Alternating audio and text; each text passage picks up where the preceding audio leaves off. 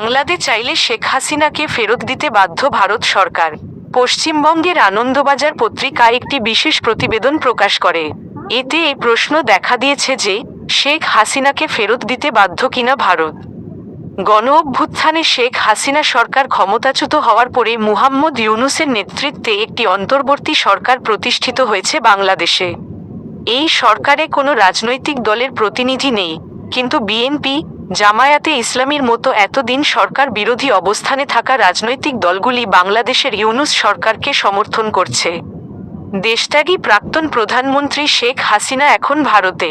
প্রশ্ন উঠেছে, বাংলাদেশ সরকার প্রত্যর্পণের আর্জি জানালে ভারত কি শেখ হাসিনাকে ঢাকার হাতে তুলে দিতে বাধ্য? শেখ হাসিনাকে ফেরত দেওয়ার বিষয়ে 2013 সালের প্রত্যর্পণ চুক্তির তেমন কোনো গুরুত্ব রয়েছে বলে মনে করছে না ভারতের পররাষ্ট্র মন্ত্রণালয়।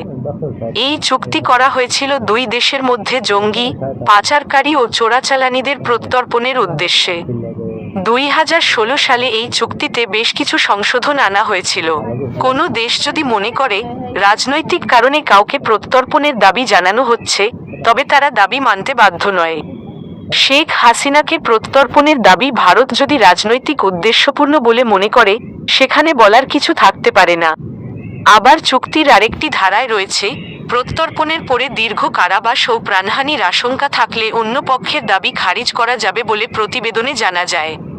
এদিকে বিবিসি বাংলাও একটি বিশেষ প্রতিবেদন করেছে। তাদের বিষয়, এখন ভারতে কোন স্ট্যাটাসে রয়েছেন শেখ হাসিনা।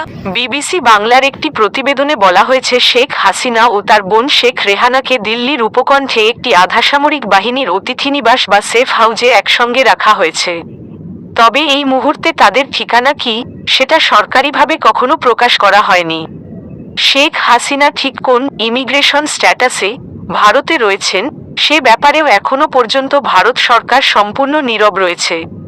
অর্থাৎ তিনি কোনো বিশেষ ভিসায় ভারতে অবস্থান করছেন, নাকি তাকে রাজনৈতিক আশ্রয় দেওয়া হয়েছে, এ ব্যাপারে আনুষ্ঠানিকভাবে ভারত সরকার আজ পর্যন্ত একটি শব্দও বলেনি।